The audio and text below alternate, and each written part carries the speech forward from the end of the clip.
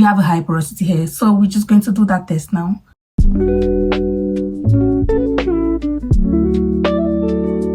Hi everyone, welcome back to Miss Jumora. If you're new here, don't forget to like, subscribe, and hit the notification bell so that you never miss a video. Do you know that feeling of no matter how you moisturize your hair still feels like super dry, or your hair gets like very greasy real fast? Now, the secret to knowing how well your hair retains moisture or lose moisture is on hair porosity. In today's video, we are going to know what hair porosity actually is, how to do a simple hair porosity test at home, and why it's actually a game changer. Now, hair porosity refers to how well your hair is able to retain and absorb moisture. Now, think of your hair like a sponge. You know, some sponges are able to retain moisture like very quickly or water very quickly, while some sponges barely absorb anything. That's basically how hair porosity works. I'm going to let you think of your hair like as a tree. This is a tree, and you know that in each tree has like the back that covers it, that when you peel it off, you now see like the main shiny part of the tree, if you understand what I'm saying. We have the hair shaft and the hair cuticle. So the hair cuticle is what covers the hair and protects it from damage. Low porosity hairs, the hair cuticles are tightly packed to one another, making it hard for it to absorb moisture. Therefore, when you just apply product on your hair, it's just going to sit on top of your hair, which is why in low porosity hair you should steam your hair and stuff like that, but we will get into that later. The second type of hair porosity is the medium or the normal porosity hair. So this hair cuticle is slightly open, allowing the right amount of moisture to go in and out, and this is probably the easiest type of hair to manage. So the last on the list is the high porosity hair, and this type of hair, the hair cuticles are like widely open, and because of that, moisture goes in easily and it escapes easily, and this may even lead to hair damage. And this type of hair is always prone to dryness and frizziness because moisture enters easily and also escapes easily. You're going to do the hair porosity test at home. You get a glass, and then you get water. You're going to use a room temperature water. Make sure that you're not using hot water, just water at room temperature. And then we're just going to fill this glass with water. Oh, hold on. Okay, got it. Oh my god. Next thing we are going to do here is to take a strand of hair.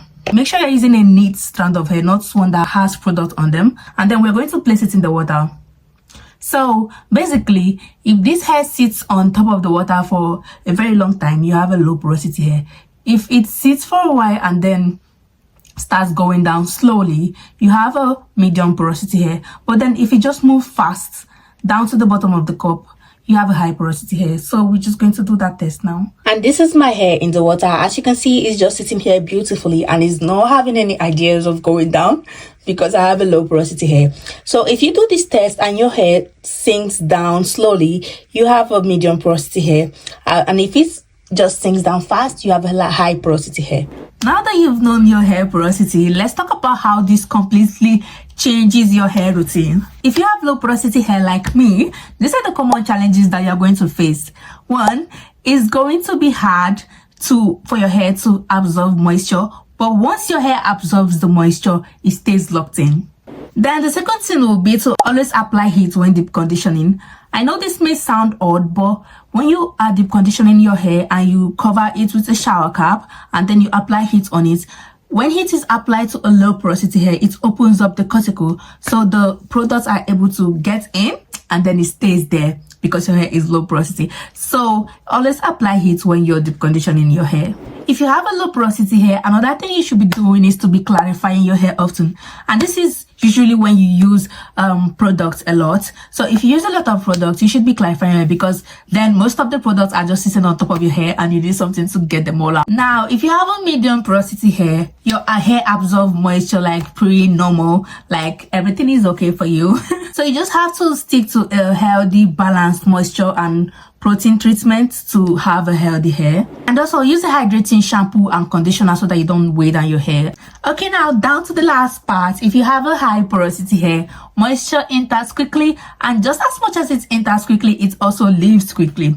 So you would want to be using a heavy butter or a heavy cream like castor oil or things like that so that the moisture just stays in there for a little bit longer.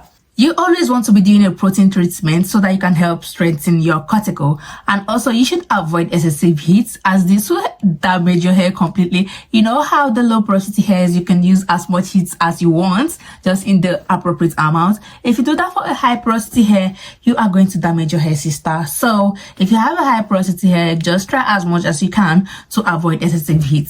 And that's a wrap on hair porosity 101. Now that you know your hair porosity, you can stop wasting money on products that don't actually align with your hair need and start spending money on what actually matters. Let me know in the comment section what's your hair porosity and what products have actually worked for you.